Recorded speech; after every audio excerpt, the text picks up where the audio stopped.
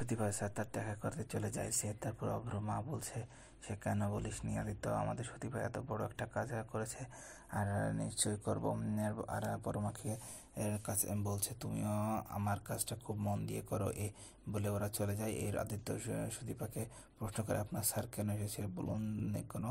আপনার উনি বড় চলে গাইড করে নিয়ে এসেছে বলে। আচ্ছা, তাই তো, ভালো গাইড করার মানুষ হতে পারে উনি, তাই না? ভালো গাইড করতে পারে লোকজনকে বলে আপনি রেগে যাচ্ছেন কেন?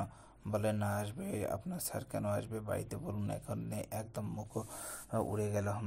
এসেছে বাড়ির মধ্যে, আশ্চর্য তো, ওনার একটা যেটা ইচ্ছা সেটা করবে নাকি? তো ঝগড়া চলছে এদের মধ্যে। তখনই বলছে যে ভালোই তো চোখাচোখি করছিলেন দুজনে। তখন বলে, আর কি?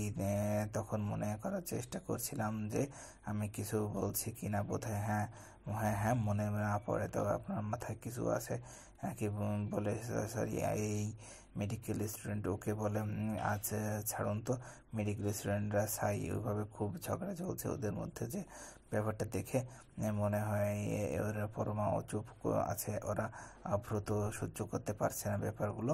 মনে মনে বলছে, ওরা তো ভালোই আছে, সুখেই আছে, আমার জীবনটা মাঝখান থেকে জ্বলে পড়ে ছাই হয়ে যাচ্ছে, আমি ভালো থাকতে পারছি না। এ বলে পরমা বলছে, পরমা একটু উভয়ে এসে তো বলো মানে অভ্র চলে যায় উপরে। তখন পরমাও যায়, পরমা ঘরে গিয়ে বলছে, বলো কি বলছিলে? তখন আমি আর পারছি না, আমার জীবন শেষ হয়ে যাচ্ছে, আমি এই সম্পর্কে লাশ বয়ে বেড়াতে পারছি না, আমি আর ভালো লাগছে না। তখনই বলছে অভ্র, বলছি সবসময় এরকম মাথা গরম করলে হবে না অভ্র, ভালো লাগে না আমার। হ্যাঁ, ভালো লাগে না, ওর জন্য তো তুমি কাজ নিয়ে ব্যস্ত থাকো, তা যাতে আমাকে এই সমস্যার মধ্যে পড়তে না হয়।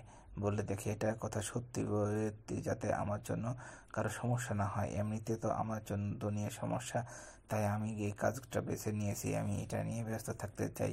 বলে, হ্যাঁ, আমার জীবনটা শেষ হয়ে যাচ্ছে, আমি মুক্তি চাই। আমাকে অনেক আগেই বলেছি যে বেশি ঠিক যেটা ভালো থাকো সেটা তোমাকে দেব।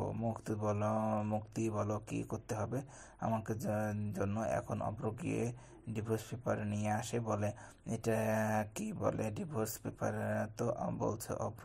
পরমা অবাক হয়ে যায়, ভাবতে পারেনি যে ডিভোর্সের পেপার নিয়ে চলে আসবে, তাও না সাইন করে দাও। তো পরমা বেশ বেশি ঠিক আছে, না দিচ্ছি সাইন করে বলে হ্যান করতে যাবে। তখনই ওদিকে আদিত্য সুদীপা কিন্তু ওদের ঘরে যাচ্ছে। তখনই ওদের চিৎকার চেঁচামেচি শুনে ঘরে আসে, দেখে ডিভোর্স পেপার সিগনেচার করছে পরমা হাত থেকে পেপার নিয়ে কাড়িয়ে কুটি কুটি করে ছিঁড়ে ফেলে। তখন অভ্র বলে, বোন, এটা কি করলে তুমি? এইভাবে মাঝে টুকরো করে যাবে না। বললেন, না দাদা, তুমি কি হয়েছে তোমার? তুমি কি সমস্ত কিছু করতে বুঝছো? তুমি এইভাবে পরমার জীবন থেকে বাদ দিয়ে দিতে পারো না, ও তো তোমার বিয়ে করা স্ত্রী। বলে, আচ্ছা, সবাই তো হয়ে গেছিস, তাই তো? হ্যাঁ, তোরা তো সুবিধা হয়ে যাবে, তাই না? যদি পরমার সাথে আমার ডিভোর্স হয়ে যায় তাহলে তো তোদের অসুবিধা হয়ে যাবে, তাই না? এই কারণে পরমা ফাঁকা। তখন মন তাদের মাঝখানে অনায়াসে পরমা ঢুকে গেলে পারবে, অসুবিধা হতে পারে, তাই জন্য তুই বিষয়টা বাঁচাতে চাইছিস। তুই শুধু অবাক অভ্র কথা শুনে। আর মনে অভ্র দিন ধরে কথাগুলো পরমাকে বলছিল। তখন সুদীপা বলছে, দাদা, তুই এত বড় কথা বলতে পারলে আমার? বললে, হ্যাঁ পারলাম, আমি পারলাম, আমি পারছি না এসব সহ্য করতে, ভাল লাগছে না আমার। অভ্র মনে মনে বলে যে, তুমি যে এই কথাগুলো সবার সামনে বলতে পারলে। মানুষ স্ত্রীর ব্যাপারটাও স্বামী স্ত্রীর মধ্যে রাখা চাই, কিন্তু অভ্র বলে দিচ্ছে খুব অপমান লাগে ব্যাপারটা। তখন বলছে, ঠিক আছে অভ্র, আমি এই অপমান সহ্য করতে পারছি না, বলে দাও মাকে, আমি আমার দেখে নিয়ে পারবো। ওই বলে পরমা চলে যাচ্ছে। তখন সুদীপা পেছনে পেছনে দৌড়ে পরমা। অভ্র আর ভালো লাগছে না, কাছে হাতটা বাড়িয়ে মারছে দেওয়ালে, ওই করছে। আদিত্য দেখে চুপ করে আছে, বলতে গেলে তো আর এক অশান্তি হবে। আদিত্য সহ্য করতে পারছে না, ওর দাদা পরমা বাবার কাছ থেকে বলছে, মেয়েটা আর নাকি বাড়ি আসতে চাইছে বললে উফ এ তো করে চাই আমার এখন কলিং বেল বাজছে ভাবছে পরমা এসে গেছে গেট খুলেই দেখে সুদীপা এসেছে সুদীপাকে দেখে তো মায়ের মাথা গরম ওই তুই কেন এসেছিস এখানে এখানে এসেছো এখানে সুদীপা ওর মাকে ইগনোর করে ডাইরেক্ট সুদীপা পরমার বাবার কাছে যায় বলে মেশো আমার সাথে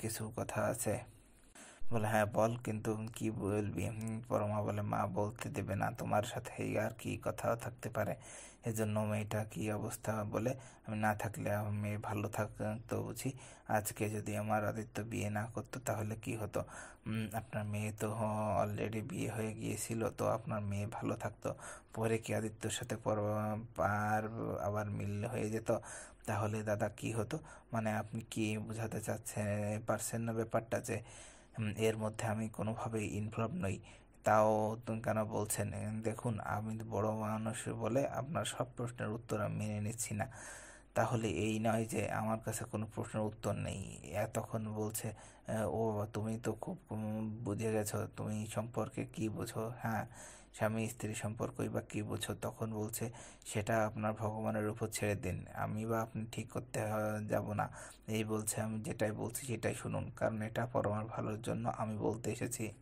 আপনারা এই মাসের মধ্যে দূরে কোথাও চলে যান বিদেশে চলে যান দরকার পড়লে কোনো না কোনো ইচ্ছা মতো আমি করবো পরমা মা বলে তখন ওরা বাবার কাছে ওর দাঁড়াও না শ্রুতি কি বলতে চাইছে শোনো তখন পরমা মায়ের হাজার বারণ থাকা সত্ত্বেও সুদীপা তখন বলে মেশো শুনতে চাইছে বলছে যে পরমা যেতে কোনোভাবেই এই বাড়িতে ফিরতে না আসে পরে সেই ব্যবস্থা করতে হবে কারণ দেখুন কি একটা ভালো করে বুঝতে পারছি যে পরমা আর অভ্র দাদা ভাই দুজনেই ভালোবাসে ফেলেছে কিন্তু ওরা বুঝতে পারছে না যে মুখে প্রকাশ করতে পারছে না তখন মিশাই বলছে তুমি কি করে বুঝলি এটা আমি জানি আমি তাই বলছি এখানে পরমাকে ফেরত আসতে দেবে না না হলে বিষয়টা ভেঙে যাবে এইভাবে বুঝিয়ে টুকিয়ে বাড়ি চলে যায় আদিত্য থানার মধ্যে জুম করে দেখে ফুটেজটা সেদিন রুডি ঢুকেছিল চাদর মুড়ি দিয়ে ঢুকেছিল বলছে কি ব্যাপার থানার মধ্যে একজন চাদর মুড়ি দিয়ে ঢুকলো আর আপনি এগুলো করলেন এগুলো তো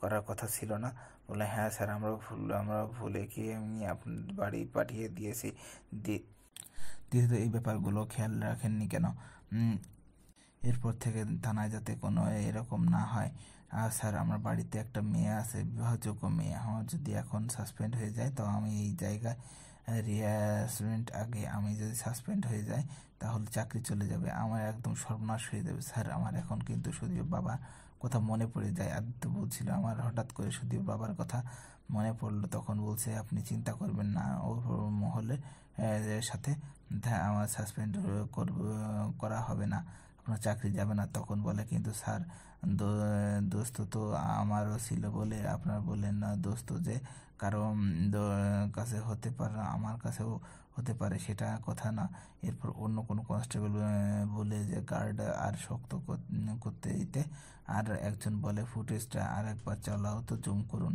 জুম তখন হাতের ছবিটা রুড়ি যে হাতের ছবি জুম করা পায় সেটা আছে প্রিন্টে আউট বের করে বলে প্রিন্ট আউট বের করে নেয় তখন রুডি যে বডি ল্যাঙ্গুয়েজ যে হাত এগুলো সব চেনা চেনা লাগছে আদিত্য ভাবছে কোথাও না কোথাও দেখেছি আমি তো এবারে পরমার নিচে বড় মা সবাই আদিত্যর মা সবাই আছে সবাই সামনে সবাই এবার অভ্রকে বলছে কি বলতে চাইস তুই আমাকে সবার সামনে বল আর মা বলছে ঠিক আছে তুমি বুঝতে পারছো না কি কি হয়েছে অভ্র বলে আমি আর পারছি না ওই বলে পারছিস না আদিত্য মা বলছে কি বিষয়টা ভাঙতে চাইছিস বিয়েটা ভেঙে দিবি তাই এখন সম্ভব না এই বাড়িতে কেউ এখনো বিয়ে ভাঙেনি এটা সম্ভব না এখন বলছে আমার পক্ষে এটা সম্পর্কে এগিয়ে নিয়ে যাস একদম সম্ভব হচ্ছে না পরমা বলছে আমিও পারছি না আমিও বাড়ি ছেড়ে চলে যাচ্ছি সুদীপা এসে কি হয়েছে কোথায় যাচ্ছেন পরমা বলে চিন্তা করার নেই সুদীপা আমার জন্য আপনার কলেজের সম্বর্ধনা আটকাবে না আমি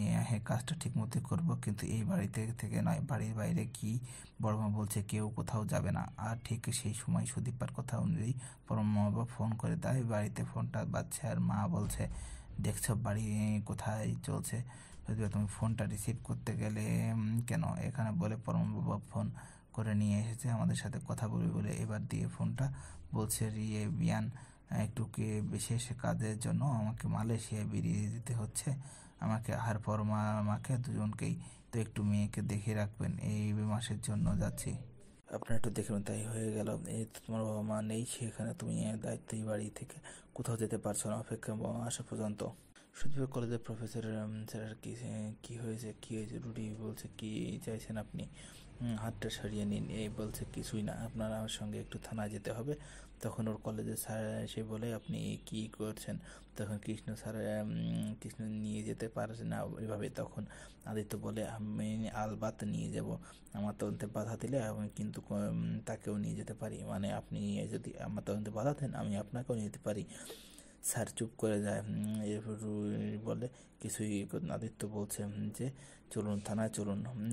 তার মানে কিছু বলতে গেলে সুদীপা কলেজের স্যার এই রুডি থামিয়ে দিয়ে হাত দিয়ে বলে ঠিক আছে, আপনি এগুলো আমি আপনাকে ফলো করছি। আদিত্য বসে কি ঠিক আছে আসুন। আপনি ওদিক থেকে রুডি পিছনে গাড়ি নিয়ে যাবে, বসতে যাচ্ছে তখনই মনে মনে বলছে আজ অনেক বছর পর পুলিশ আমাকে সন্দেহ করলো, রাতে যে করলো। ভাবতে ভাবতে আজকে পুরো শেষ হয়ে যায়।